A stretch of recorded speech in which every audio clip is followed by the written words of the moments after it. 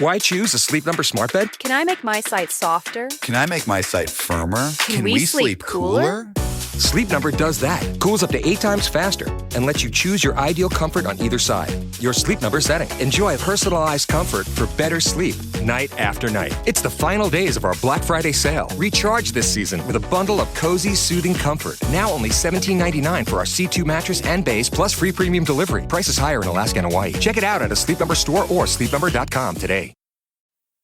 Everyone wants to be stronger, not just physically, but in every part of life.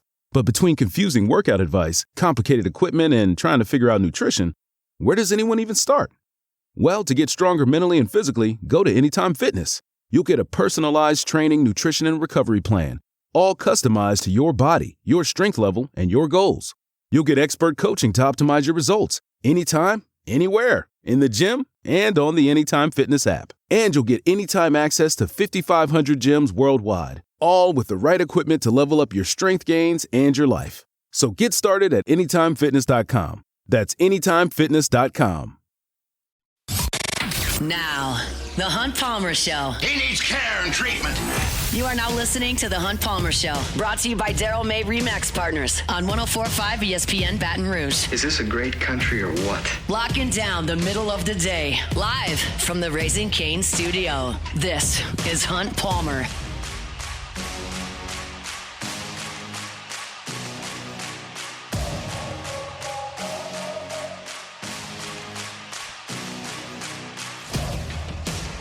Welcome in. Hunt Palmer coming to you from the Raising Cane studio downtown in the capital city on this Tuesday. I guess half the work week's about in the rearview mirror at this point. Hopefully, that's not the case for you. Either way, we're helping you through it here on 104.5 ESPN Baton Rouge. Our Tuesday show is brought to you by Daryl May of Remax Partners. Got Jordan Kitchens, Cassie Spazzali back there on the ones and twos. Sharief, Ishaq in 15 minutes. Glen West at the bottom of the hour. Colin Jeter at the top of hour number 2, talking Tigers. And there's a ton of news. The Saints have made a change at kicker that has a local tie. Also want to talk a little baseball later on in this show. I know I had made promises in the Bayou Ford chat that I'd have Jay Johnson on this week. He's got some more things to tie up with the end of fall ball this week before the Thanksgiving holiday. Next week, very likely we could get him on the show to kind of recap fall ball, but I've got some thoughts on what he had to say yesterday in his press conference, so we'll talk a little bit about LSU's baseball team today, and then a lot of LSU football, as you might expect. So let's get things cranked up with our Genesis opening drive. It's time for Hunt's opening drive, presented by Genesis of Baton Rouge. Fans are very, very passionate. I know that. I understand that. It's part of the reason I have a job. If people didn't care about sports, this job wouldn't do so hot. And so I understand the passion. I understand the ferocity with which people defend their teams. I'll just give you like a very benign example of what I'm talking about here. Like last year, after LSU won 2 out of 3 in baseball to end the season at South Carolina, I tweeted out, essentially, I'm paraphrasing, like, I feel pretty good about LSU's top 8 seeds, but as I look at the resumes, I don't think it's locked up. You would have thought I said LSU might be lucky to get a 4 seed. I mean, the people came out of the woodworks screaming about how I was an idiot, screaming about how I didn't know what I was talking about, screaming about how I was just trying to play the other side. It was a very, very innocuous comment. But because it wasn't in line with the greatness of the team, that people just lost their minds about it. And so what reason I say that to start this is I tried very hard today with this column I wrote at LouisianaSports.net that I've been stewing over for 4 days now, to try to take the other side, to try intentionally to look for the opposite side from this bubble that we live in with Lane Kiffin and LSU, and then work from there as this decision-making process is moving forward. And when I say that, I mean, there are a lot of LSU fans where you would say Ole Miss's coach is thinking about leaving for LSU, and there's a lot of LSU fans that would immediately go, well, duh. We won 3 national championships in the last 20 years. We played for another one.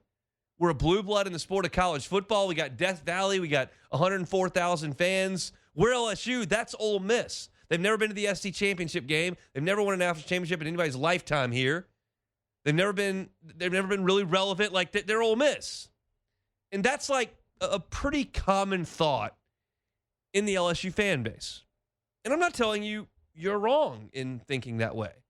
What I'm telling you is that I'm trying to look at it from the other side and then work off of that.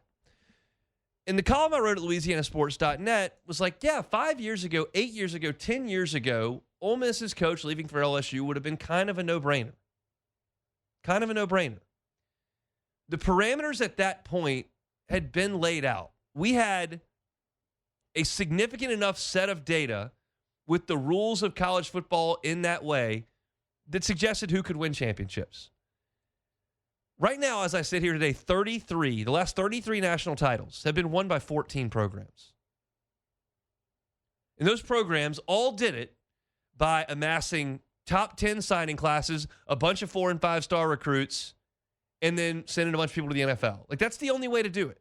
That's why Clemson could do it, and Bama could do it, and LSU could do it, and Ohio State could do it, and Florida could do it, but Stanford didn't do it, and Boston College didn't do it, and Virginia didn't do it, and Arizona State didn't do it. Like, you had a clear set of parameters. This is the only way you can get in. And Ole Miss was not in that club. They did not adhere to those parameters, so they never made a splash. But the rules have changed. We know that. You are 4 days from a college football playoff that could include Ole Miss, Vanderbilt, Indiana, Texas Tech. Like, it's clear. Like, and this would be the second playoff in a row for Indiana. Ole Miss, if we had a 12-team playoff for the last 4 years, they would have made 3 of them. Like, the rules have changed. So I look at this from the other perspective, and I go, okay, why would Lane Kiffin leave that? He's got a program that would have made 3 12-team playoffs in the last 4 years. He had 8 players drafted last year. That used to be the hurdle. He's got these guys that are transferring in. Walter Nolan from Texas A&M, Prince Umanmielen from Florida, Trey Amos from Bama. They're going to get guys that have options to go to Ohio State, that have options to go to LSU, have options to go to Texas. And they pick Ole Miss. He's knocking on the door of 11-1. Like, why would you leave that? And I understand that question because it feels like he's made Ole Miss relevant. They kicked the tar out of Georgia last year. This year, they went to Athens. They led by 9 in the fourth quarter. That's the standard in the sport. Them in Ohio State. And for 2 years, he's played them straight up. Crushed them last year and was right there with them this year on the road. Only team that's won in Athens other than Georgia in the last 3 years is Bama. Ole Miss was right there. They just went to Norman. Played the best defense in the SEC. Beat them pretty handily. Like, why is he leaving that? And I do think that's a reasonable question. So it's a question that I went out, and I'm going to try to answer it then. And here's what I came up with. Over the last 4 NFL drafts, LSU has had 29 players drafted. Ole Miss has had 21. It's a disparity. It's not a massive disparity, but it is a disparity. LSU 29, Ole Miss 21. Here's the bigger disparity. 13 of LSU's 29 played high school football in Louisiana. So 13 guys in the last 4 drafts, Louisiana high schoolers, came to LSU, got drafted. Only 3 of Ole Miss's 21 came from the state of Mississippi. 3. Not only can LSU trump that number 3 with Louisiana homegrowns, they obviously did that with the 13, 4 of LSU's homegrown players from the state, Will Campbell, Malik Neighbors, Brian Thomas, Derek Stingley, 4 first-round picks. From Louisiana, go to LSU, first-round pick. Ole Miss has not produced a first-round pick from a Mississippi high school since Chris Spencer in 2005. Now, I will admit this is cherry-picking a little bit. Like Michael Orr and Pariah Jerry went in the first round out of Ole Miss. They're from Memphis. It's right there. It's right there. Memphis is a very fertile recruiting ground for Ole Miss. You had Jonathan Mingo, who is from Mississippi and went 7 picks into the second round. So it's not like this stuff never happens. But this is a true statement. LSU has had 4 first-round picks from Louisiana in the last 4 drafts. Ole Miss has not had one since 2005. So what I think Lane Kiffin sees is easier access to Odell Beckham and Jarvis Landry and Jamar Chase and Justin Jefferson and Brian Thomas and Malik Neighbors on the outside, and easier access to Leonard Fournette and Jeremy Hill and Clyde Edwards-Helaire and Harlem Berry than he does at Ole Miss. He is proving at Ole Miss, in this portal system, I can get really good players. I can have 8 guys drafted last year. I can put Walter Nolan in the first round at Ole Miss. But I do think that there's a little bit more work that goes into that to get a guy from Texas A&M who's from Tennessee, to go get a guy, their running back this year, Lacey, who's from Dallas, who went to Missouri, to get him to Oxford. It's a little bit more labor-intensive than it is to just raid the state of Louisiana. Now, portal's important, and Ole Miss has done that really well, but I will add that now, moving forward, the portal roles aren't the same as they were when Ole Miss got Walter Nolan and Princely Umanmielen and Trey Amos and all those guys in the transfer portal. In that system, it was literally pay anybody any amount for anything. That was the rule. Go pay them. And Ole Miss's collective, to their absolute credit, got their stuff together, got their money rolling, and they started signing guys. And that was within the rules, and they did an awesome job of it. Now, Lane Kiffin didn't coach them well enough, and they lost 2 games they shouldn't have lost, but they did a good job of it. Now those rules aren't the same. It goes through a clearinghouse, and it's not quite the same wild, wild west. So now you look at Ole Miss, and maybe they can't quite play that portal game the way it was played 2 years ago. Maybe there's a little bit of a shift back toward the high school recruits, with the understanding that you have to work the portal too. And Lane Kiffin can work the portal at LSU as well as he can work the portal at Ole Miss, I believe, unless you just signed the number 1 portal class. You're getting reports that they've got $25 million to spend. And LSU's brand is more significant on a national scale than Ole Miss's. That does not mean Ole Miss can't ever sign a player that LSU and Ole Miss are in on. But I believe that LSU has a bigger national cachet than Ole Miss, therefore a better likelihood to lure players to campus in the transfer portal and get them signed. You look at the state of Louisiana from a high school perspective. There is no head coach in place at LSU. You have an interim head coach. And right now, LSU has 6 of the top players in the state of Louisiana committed to LSU. That includes 2 5-stars. There's no coach here. You look at Mississippi, and Mississippi's got a lot of really good players this year. There are 14 4- and 5-star players. And Ole Miss has a commitment from one of them. Tennessee, Auburn, Bama, Florida, LSU, Colorado all have commitments out of that state. Ole Miss has 1 in the top 14. They're in the top 5 right now, and they got 1. And you look at the next cycle. There are 4 5-star prospects in the top 18 players in the nation in the state of Louisiana. 4 of the top 18 from Louisiana next year. That faucet does not dry up. It just appears to me that while he's got a great thing at Ole Miss right now, great thing, he might feel like his head is bumping on that ceiling. Now, if you're an Ole Miss fan, you would say, no, look, you've got this. We've got a chance to win a national championship right here, right now. We've got your funds. We can pay you. We've got the 2 highest paid assistants in the SEC, both coordinators. We've won 50 games in the last 5 years. We've beaten Georgia. We beat Oklahoma. We beat LSU 2 out of 3. Like, this is it. And I understand where their position would be. I do. I understand that. That was the point of the exercise. But when you look at what Lane Kiffin likely desires, maybe it's just the cachet of Saturday night in Death Valley, and that's something he's always admired as a 50-something-year-old coach, and that's just he'd rather do that than Vaught-Hemingway Stadium. Maybe that's true. But if I'm trying to make a practical argument for it, it's just a little bit easier access to those difference makers. You can get them in Ole Miss. It's just done with less effort, more efficiency annually in Baton Rouge, and even in Gainesville, if that's what he decides to do. That's ultimately what makes the most sense practically. I'm not reading Lane Kiffin's mind. I don't know. And he may stay at Ole Miss. I don't think so. He may pick Florida. I don't think so. I think he ends up at LSU. And as I tried to get inside his mind and look at this as objectively as I possibly can with the biases that y'all know that I have inherently being an LSU guy, it just, when I look at the numbers, I look at the talent acquisition. This is not a money decision.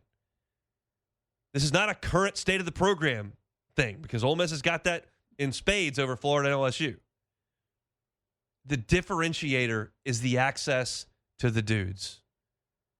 The access is here. And if he can get those guys that I just rattled off with Jefferson and Chase and Landry and Beckham and Neighbors and Thomas and Hill and Hilaire and Fournette, and those guys can play here in his offense, that's a problem. And oh, by the way, DBU, pretty healthy. Just had a finalist for the fourth award, the Thorpe Award today. So that's my take on it. I think he's probably torn, but I think if he's leaning this way, that's probably where it comes from. That's our opening drive, brought to you by Genesis of Baton Rouge. We'll step aside. When we come back, Sharief, Ishaq talking Saints next. The Hunt Palmer Show. Daryl May of RE/MAX Partners, licensed realtor in Louisiana and Mississippi. Told you last week, Kiffin's maybe selling 2 homes in Mississippi, buying 2 in Louisiana. I can't think of anybody better to call than Daryl May of RE/MAX Partners. If you're looking to buy a home, you're looking to sell a home, Daryl's got a unique set of skills. He spent 20 years in building. He knows what you're looking for from a construction perspective. He's also a lifelong resident of the 225. He grew up in Baton Rouge, now proud to call St. Francisville home, looking for a home inside the city. He's been here his whole life, looking for a place outside the city. He's got a great perspective on that as well. And if you're looking to purchase some land, hunting, secondary home, just getting out of the hustle and bustle, Daryl can help you with that. So with RE/MAX Partners, reach out online, give him a phone call. We tell you about him every single Tuesday as they bring you our Tuesday shows. Daryl May of RE/MAX Partners. This is the Hunt Palmer Show, brought to you by Daryl May RE/MAX Partners. Looking for land to hunt or build? Call Daryl May RE/MAX Partners.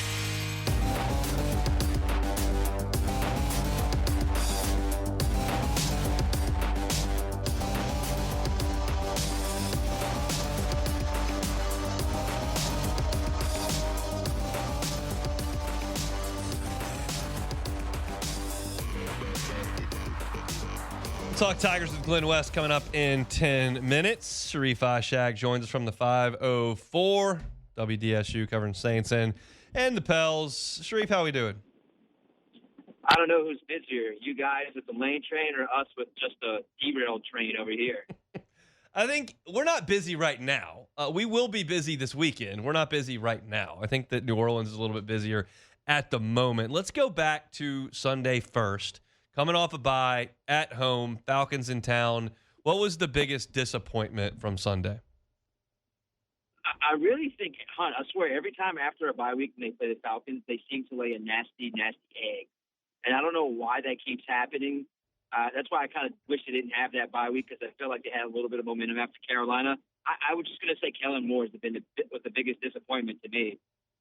The play calling, the taking Tyler Shuck out during the goal line packages and putting Taysom Hill in on 5 of the 9 snaps inside the 5 or 10 yard line. I just think that his play calling was not good that game. I understand he says he wants to win, but in my mind and anybody else's mind and in his mind, it should be, I want to see what Tyler Shuck has. And that was just a big disappointment to me. What did Tyler Shuck have on Sunday? I thought he was pretty decent considering what, how long he was out there and the chances that he had. I thought that 2-minute offense before the end of the half, I thought he moved the ball really well. I thought he was in the pocket, climbed the pocket at times, and got out of the pocket when it was time to get out of the pocket.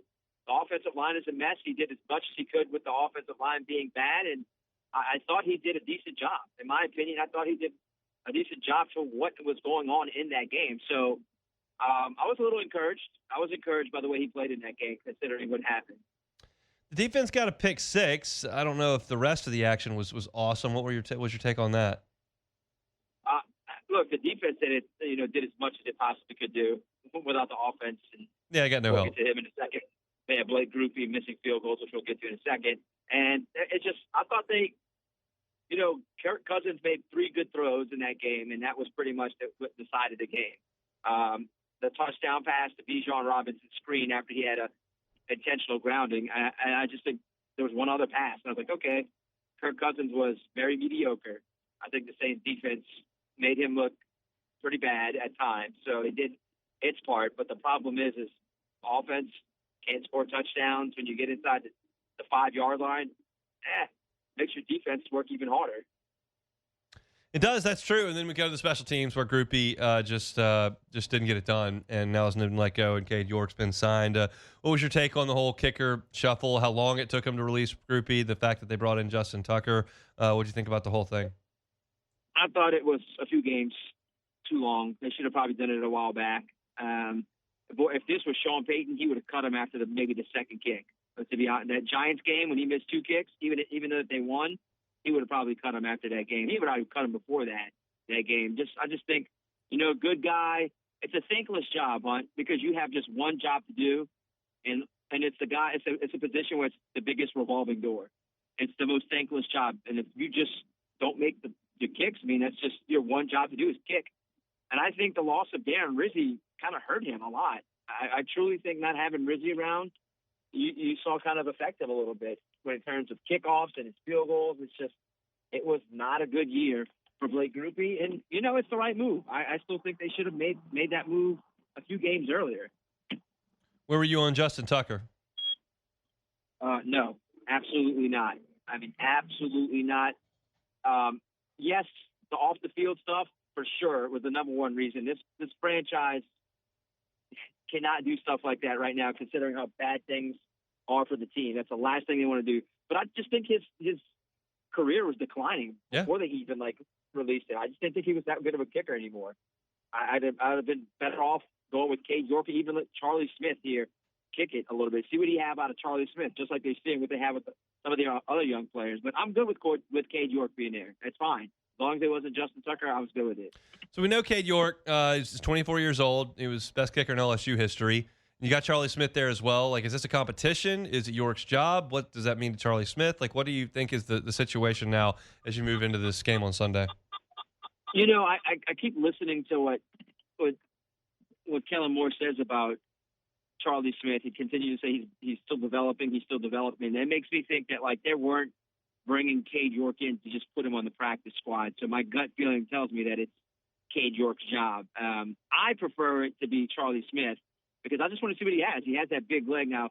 He was very up and down during training camp and during the OTAs and minicamp. But give him a chance. See what he has. Who cares? You're 2-9. You're not winning more than another 2 games probably. So I understand he wants to win. He's in that mindset. We must win.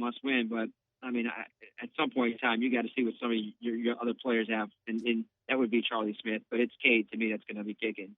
I admit, I don't know if I would go as far as to say I was drinking some Kool-Aid last week, but I was feeling okay about the Saints. They hadn't lost in 3 weeks because you had a win and a bye week, and then you go into the game week. And so it had been a minute since you've had real disappointment. And then, boom, you get hit right in the face with disappointment with an awful game on Sunday. Did you have that kind of range of emotions that I did where you're kind of feeling okay about it going into the Dome, and then all of a sudden you realize, oh, yeah, this is still terrible?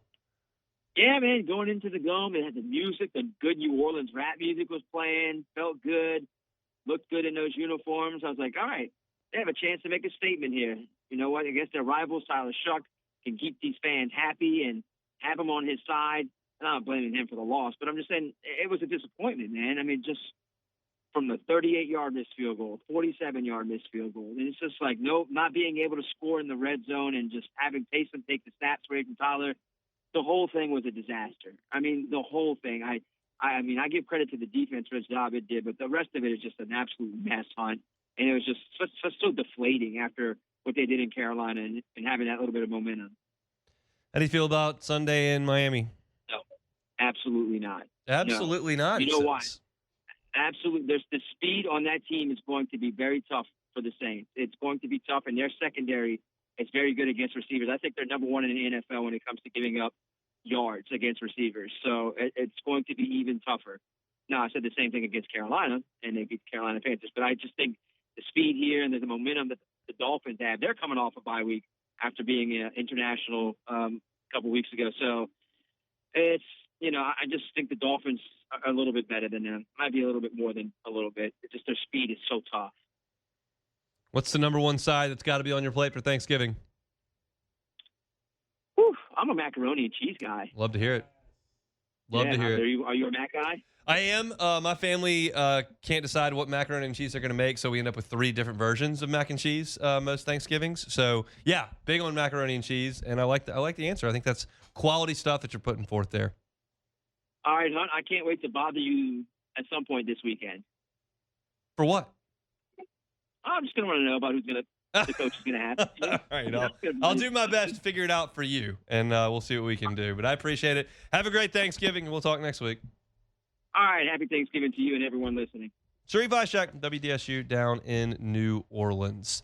All right, let's take a time out. Come back with Glen West talking Tigers next. The Hunt Palmer Show. Genesis of Baton Rouge. GenesisofBatonRouge.com is the website. Every car that's on the lot is online at GenesisofBatonRouge.com. If you have not been behind the wheel of a Genesis, you're not alone. Fairly new. The odds are you haven't been behind the wheel of a Genesis. Change that. Whether it's getting behind the wheel for a test drive this weekend, or if you've got a road trip coming up maybe for Christmas, want to make sure you don't put those miles on your current vehicle, well, go to Genesis of Baton Rouge and get a rental. You can rent it, take your family on that drive. It'll get you behind the wheel of a Genesis, plus you're not putting those miles on your vehicle. It could be the best of both worlds. And then that time comes, maybe your lease is up or it's time to get behind the wheel of something new. You've got a feeling of what Genesis can offer you. It's an amazing staff, an incredible facility there, airline at PQ, and a fantastic line of vehicles over at Genesis of Baton Rouge. You can find the entire inventory online at GenesisofBatonRouge.com, GenesisofBatonRouge.com. This is the Hunt Palmer Show, brought to you by Daryl May Remax Partners. Looking for land to hunt or build? Call Daryl May Remax Partners.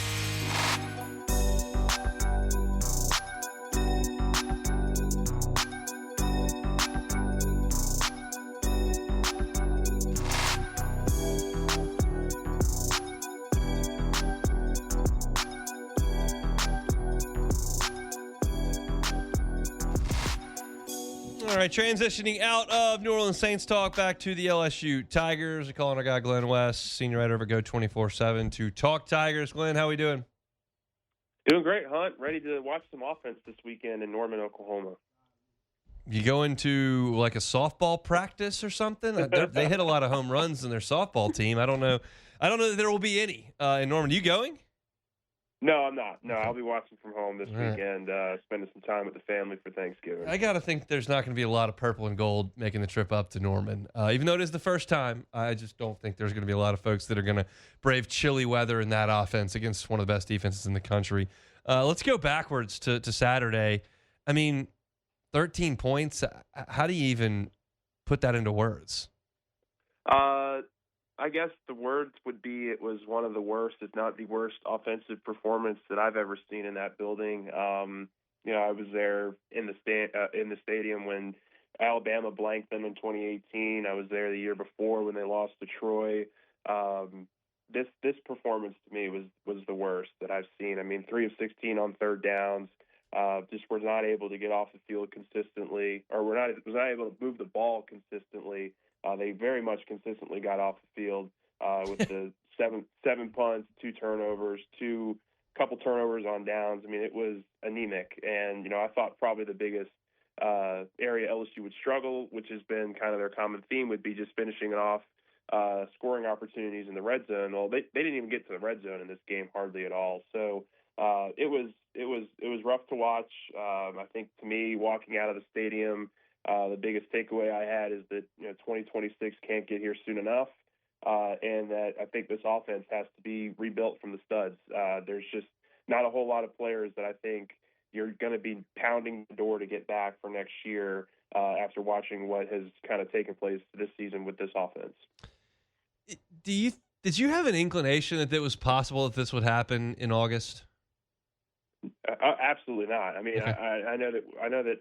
I thought, and I think a lot of the media who was out there for fall camp thought that LSU's defense had really, taken that next step and was going to be a pretty dominant defense, just based off of what they were doing to this offensive line and this offense in fall camp. But I really thought this offense would get it together at some point.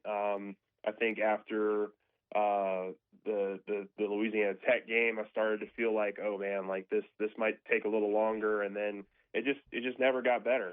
They just were never able to kind of find consistency for four quarters, and I think it came to a head in that Texas A&M game, of course, and it's hadn't been better since. So I think there's a lot of things that kind of went wrong into why that's happened, but it's where I'm at right now. Like I think this offense just needs a real rebuild from the studs, this offseason. The offensive line, it's a completely different cast of characters from last year. It's now a revolving door because of injuries and some underperformance. But what can you speak to with that position group over the last 2 years? Yeah, I mean, look, if we're going back 2 years, I thought last year's group was able to really mesh well with the quarterback. I thought they did a really nice job of protecting Garrett Nussmeier, and it led to some really interesting moments, some moments that you thought that if Nussmeier had improved and continued to develop in the way that I think many of us hoped he would, that they could build on some stuff for this year. But I keep going back to the fact that I think we all knew that the offensive line was probably going to be a little bit of a weakness with losing the four guys to the draft that they did back in April. I didn't think it'd be this big of a drop off, to be quite honest with you. And it's very clear. It was very clear, I guess, really after watching the first month and a half of the season, that the offensive line LSU had and the quarterback LSU had just were not going to mesh, and just was not going to lead to consistent productivity on the field. I think it's really it really just has come back down to that. Like, there's just been no development, I think, from that group. There've been guys in and out of the lineup injury wise. I think there are a few players that I would want back next year. I think Carius Kern, Solomon Thomas, Tyree Adams would be the three that I would be like, hey, I think that would be really good if they could get all three of those guys back. But outside of that, I'm just not sure where LSU wants to go, and that's obviously going to be a huge step or a huge area of focus for whoever the next LSU head coach is. What do you think of the defense on Saturday?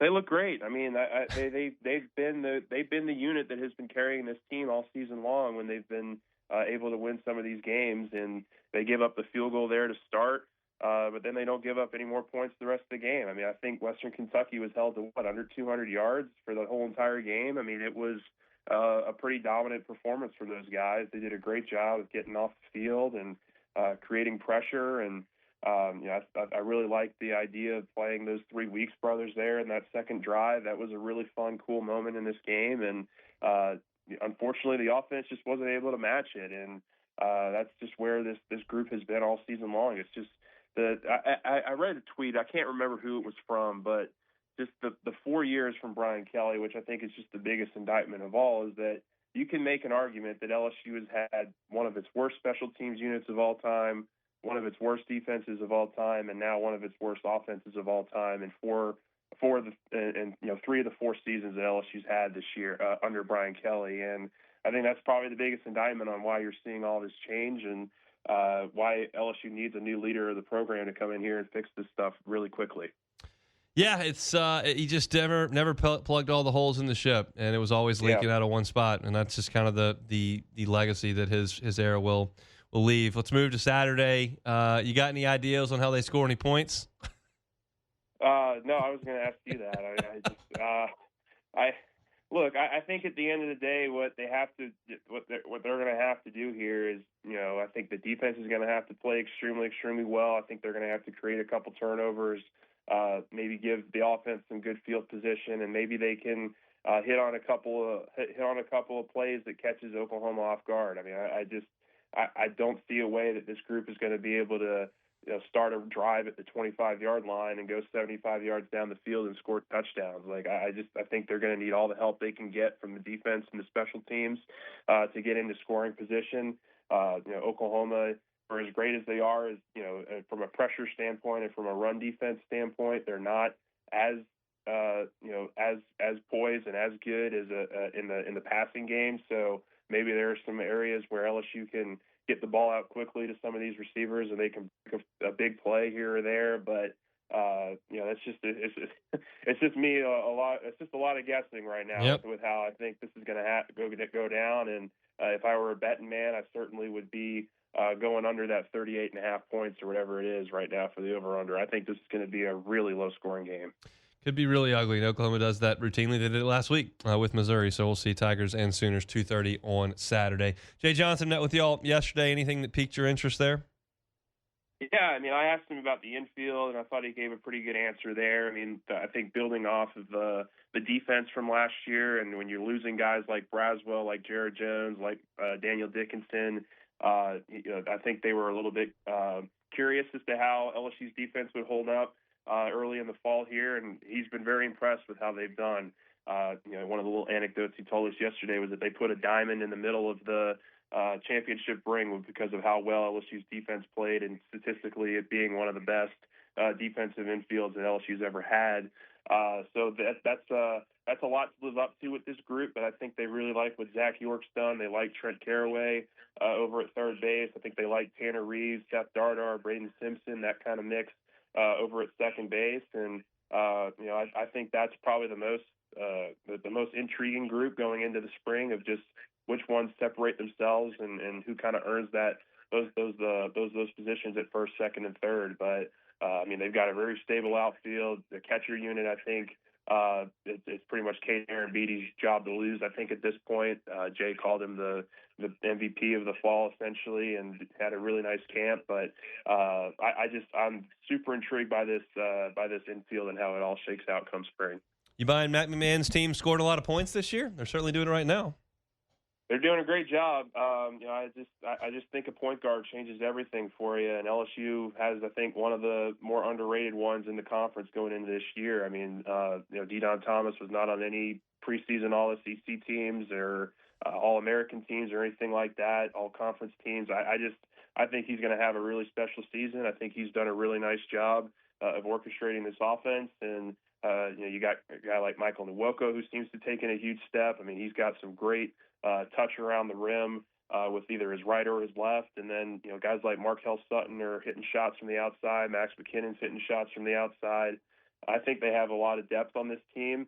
And I think they've used these first couple weeks well of just kind of mixing and matching different players and seeing what they can really lean into come conference play. But the schedule is going to heat up here in about a week. I think they got a couple week stretch here where you're really going to learn in the non-conference just how good I think this team can be. Yeah, Friday, big one for them in that tournament over in Niceville. So we'll see how they handle things against Drake. Last one, we'll talk next Tuesday. Unless you're going to have a football coach by then? I'm going to say yes. Okay. I think the way that this is trending, I think that they will have an answer that they like from Lane Kiffin by Tuesday of next week. I'm not ruling out Florida. I'm not ruling out Ole Miss and having a change of heart, just because I do think that when you just talk to people on all sides, there's no 100% certainty with any of this, and so I want to leave myself a little bit of an out there. But I do think LSU feels really confident, and I think that they get this done. We shall see. Enjoy your Thanksgiving. We'll talk next week. Thanks, Glenn. All right. Thank you, Hunt. Appreciate it. Glen West, senior writer, Go 24/7 for your team coverage, recruiting coverage as well. He's with us every Tuesday here on the Hunt Palmer Show. We'll come back, close things out for the hour next. The Hunt Palmer Show. Marucci Hitter's House. Matt was over at the Hitter's House yesterday. If you've got a youth baseball player in your house, you've got a youth softball player in your house, you need to be at the Hitter House warehouse sale Monday through Friday, 11 a.m. to 6 p.m. from November the 28th to December the 14th. You can go by, take some hacks in the indoor batting cage. You can rent them per round or by a time limit, or you can become a member. You can get 24/7 access to the member cages. That membership also comes with a 15% retail store discount. There's even a family membership in Baton Rouge. You can add family members at a discounted rate. You can get footwear there, cleats, trainers, on and off the field. You are set like the pros. Of course, those brands over there, Marucci, Victus, Balm, Lizard Skin, Sustable. It's all there at the Hitter's House. Again, November the 28th through December the 14th. You can get by from 11 a.m. to 6 p.m. Shop and save, swinging into the holidays with Hitter's House from Marucci. This is the Hunt Palmer Show, brought to you by Daryl May Remax Partners. Looking for land to hunt or build? Call Daryl May Remax Partners.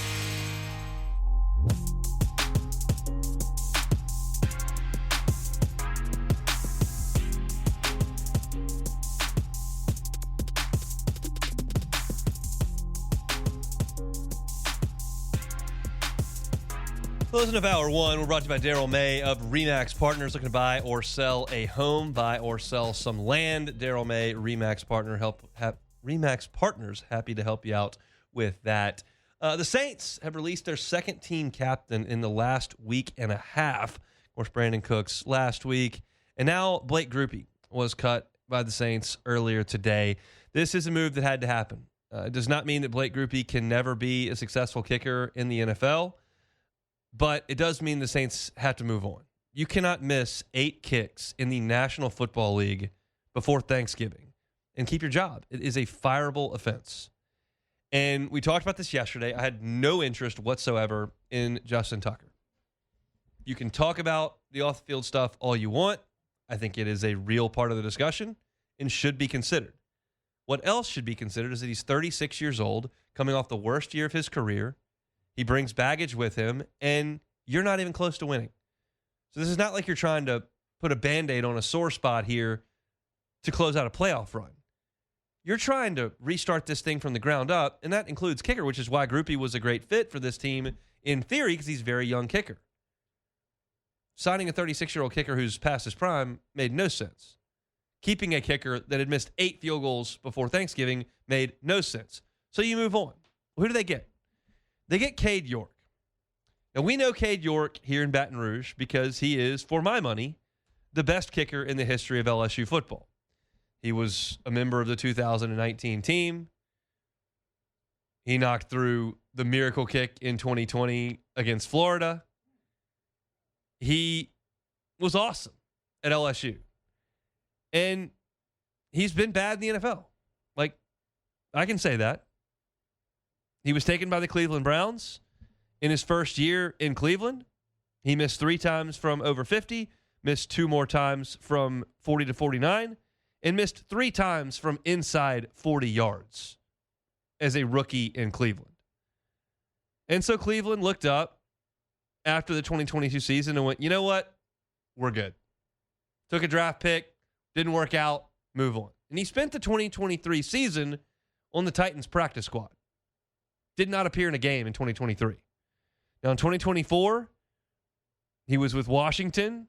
Then he went to Cincinnati when there was an injury there with McPherson. He played in 6 games in 2024. He made all of his kicks from under 30. He did miss another one from under 40 yards. He missed 2 more, 2 out of 4 from 40 to 49, and was 50% from over 50. For his career, he is a 73% kicker, which is not very good. And he's got 4 misses in 15 tries from 30 to 39 yards. He has not been good. But he's 24 years old, and he's got a lot of talent. And in the same way that I told you that Blake Grupe may figure it out somewhere else, just wasn't going to be in New Orleans. Maybe Cade York finds it in New Orleans. Kicking is a lot like golf. It can come and go. You can find a groove, find a rhythm, develop confidence, and then it can move forward. But the Saints are in a spot right now, and this is such a tiny, tiny, tiny thing in this big mess that is the New Orleans Saints. But it is a tiny thing. It does. You'd like to have a good kicker. And I would much rather take a shot on a 24-year-old with middle round talent who is the best kicker in the history of his college than go try to get one off the scrap heap at 37 years old. Now, if you're telling me that the Saints are 10-2 right now and you've got a chance to go get a 37-year-old kicker who's been really good and understands the pressures of a big-time moment in December, January, I'll hear that. The Saints aren't there. Your goal is not to make sure you go to Miami and go 3 for 3 on field goals. Like, that's not the goal here of signing a kicker. Kellen Moore can say they're trying to win every week, and that's all well and good. I hope they are trying to win every week. But the decision-making at the top of the organization needs to involve the future. because the 2025 season stinks and it's done.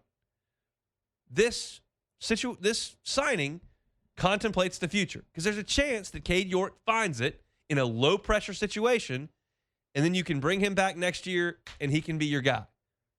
And oh, by the way, Charlie Smith's still there, and he's still under the roof.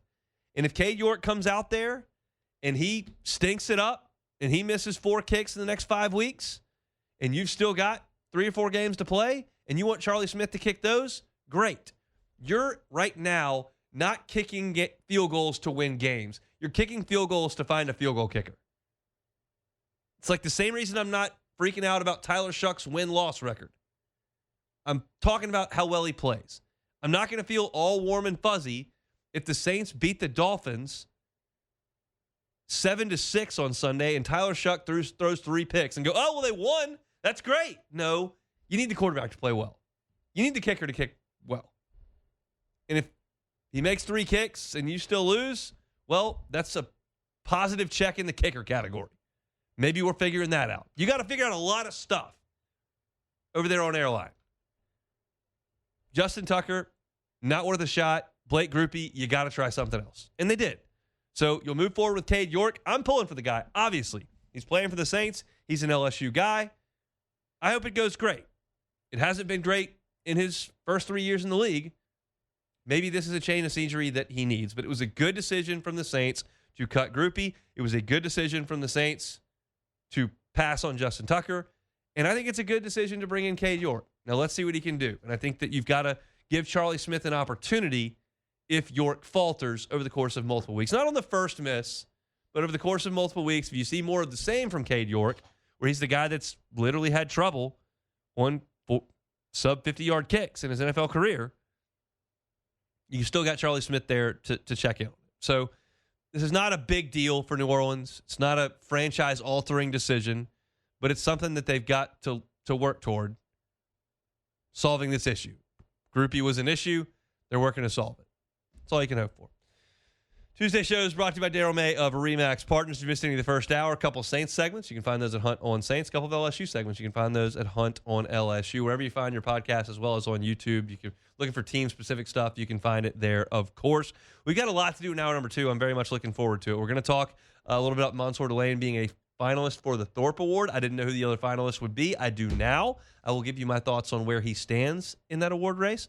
We'll also talk a little LSU baseball. Jay Johnson said one thing yesterday that really piqued my interest. I'll talk about that in 20 minutes. When we come back, Colin Jeter, LSU Alumni Association, former Tiger tight end. We'll talk some football with Colin after National Headlines and Sports Center on a Tuesday edition of the show. The Hunt Palmer Show. Highland Insurance Group, HighlandIG.com is the website. Jonathan Carbo and his team, they're just awesome when it comes to the insurance game. Love sitting down with them and talking about the old days when I used to work in the insurance game. But I'll tell you this, something that's new when it comes to insurance is that health insurance rates, employee benefits may not be awesome. If your renewal you're looking at with a company that you've been with for multiple years and you're going, this does not look good, call the Highland Insurance Group. Jonathan said they're getting a lot of calls right now. There's a certain carrier that a lot of folks have that the rates are jumping. If that's the case with you, the Highland Insurance Group not only handles property and casualty, we're talking employee benefits here. So important to your organization, to keeping people happy, to attracting new talent, keeping it in your building. Benefits are a big deal. The Highland Insurance Group is happy to help you out with that. They're based here in Baton Rouge. You can find them online at HighlandIG.com. It's the Highland Insurance Group. They'll help you with your employee benefits. They're online at HighlandIG.com.